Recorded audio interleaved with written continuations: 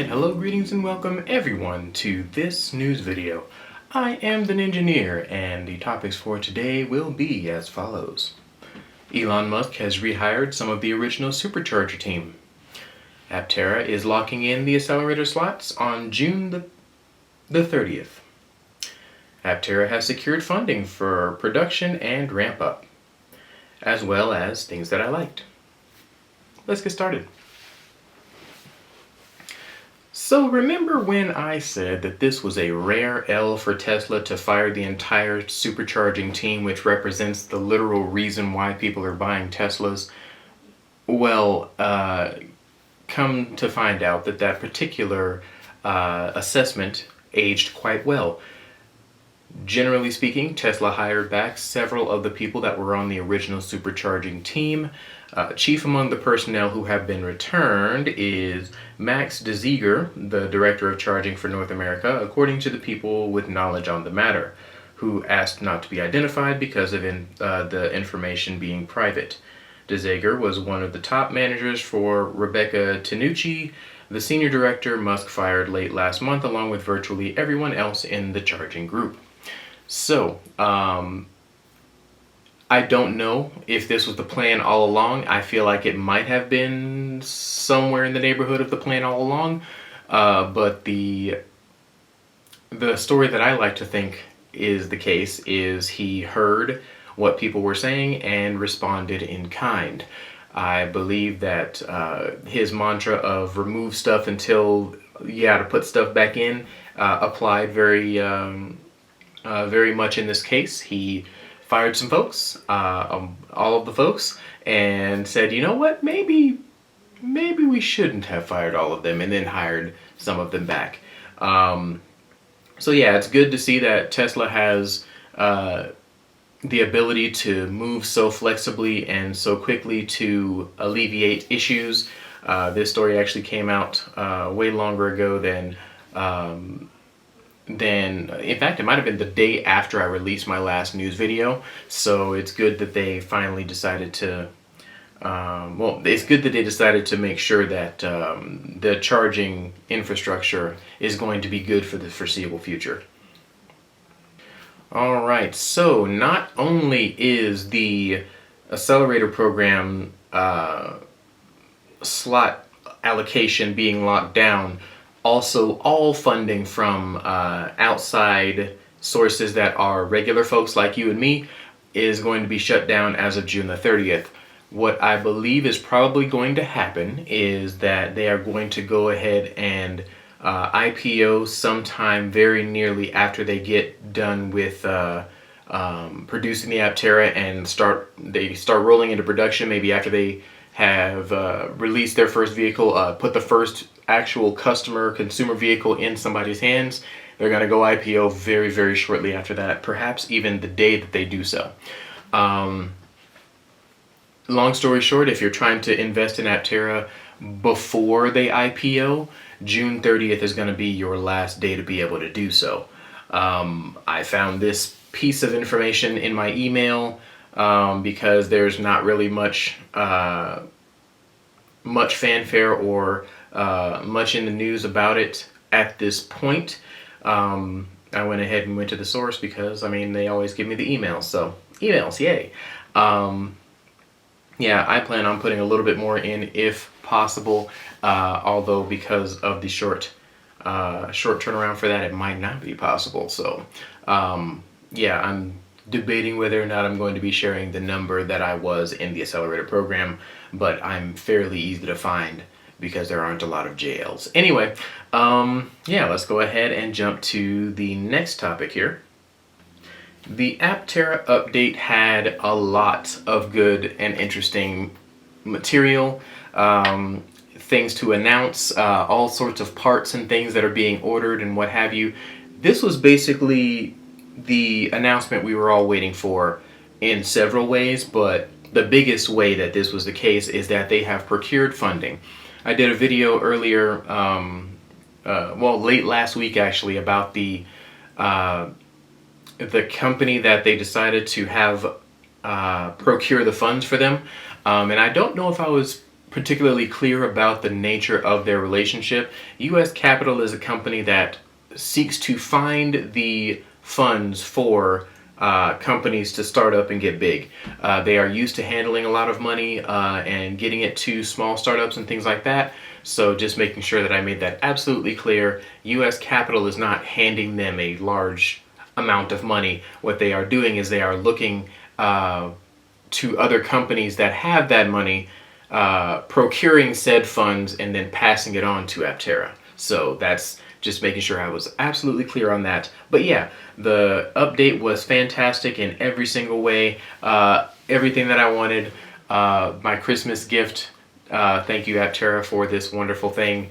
I say Christmas gift only because my birthday already passed and nothing else is coming up before Christmas where gifts are given to peoples of my meanness. So anyway, yeah, long story short, Aptera has decided to do their announcement. They did a major announcement that confirmed that they have received funding and that they are putting a whole bunch of wheels in motion to start actually making their way to production. So fantastic update, very fun update. A bunch of neat new team members were announced. Yeah, just all around good. I had zero complaints for their update this time around, and I cannot wait for the naysayers to be proven wrong again. So yeah, good times there.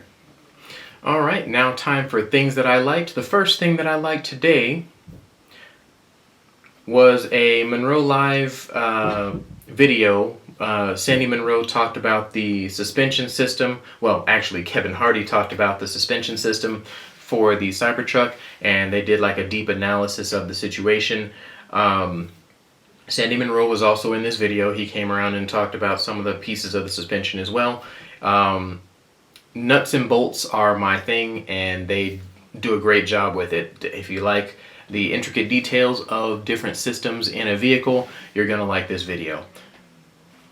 Another thing that I liked, and also a bit of news, but the reason why I put it in this section is because I liked it a lot, and I still like Honda a lot. They're just dragging their feet. Anyway, Honda now represents one of the few automakers who has not pulled back their EV plan, not slowed down their EV plan at all. What they've done is they've actually reaffirmed that they are right on schedule and that they're going to keep on pushing for electric vehicles in the future. Honda has not changed its belief that EVs are the most effective solution in the area of small mobility products such as motorcycles and automobiles. And Honda's electrification target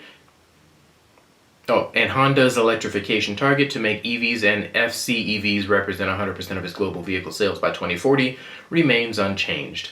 Honda must look ahead to the period of EV popularization and build strong EV brand and strong EV business foundation from a medium to long-term perspective. Now, I still believe that 2040 is too far out. I'm going to believe that for until 2040 comes around and Honda still exists. But it is great that they are not slowing down their plans. It is also great that they have pledged to 100% EVs and fuel cell EVs. I think the fuel cell EV part is going to be extremely small in that 100 percentile total, but I do appreciate the fact that they're seeking 100% at some point. 2035, 2030. Those are also really good ideas and really good targets for your electrification plans. So Honda, yeah, make that happen, man. The financial strategy, like the money that they're putting behind this, was also noteworthy, so I wanted to go ahead and make sure that I mention this as well.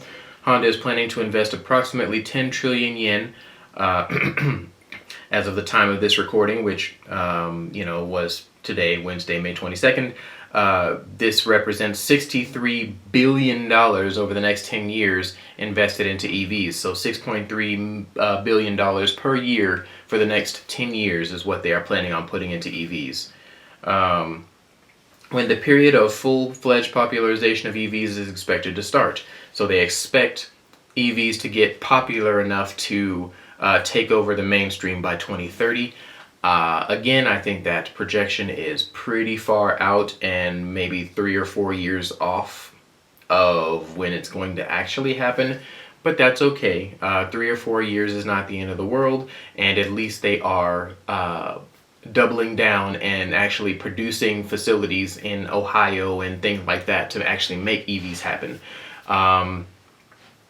Their slower, more measured movement into EVs is less concerning by the day, just because in general what a lot of companies did, and what I will talk about in a video later this week, was they decided to make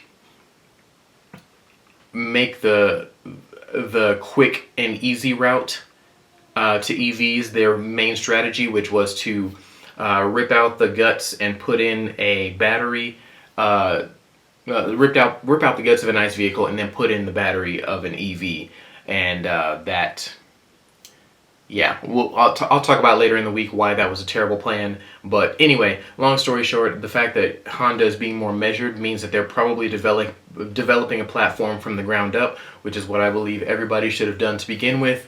Something not based on ICE vehicle technology, not something that looks like their existing ICE vehicle technology, just something new and completely different is what all auto companies should have done. But it seems like what Honda is actually doing and preparing to do by 2030.